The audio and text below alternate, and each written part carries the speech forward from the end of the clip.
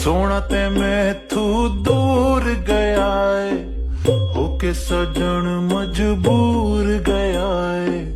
अखियां दे वास्ते खुशियां होवन, होके हिजर विच चूर गया है।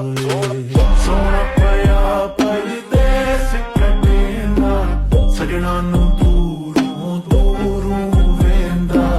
साडी ते सारी सुनदा है, पर अपनी पीड़ नहीं वेंदा।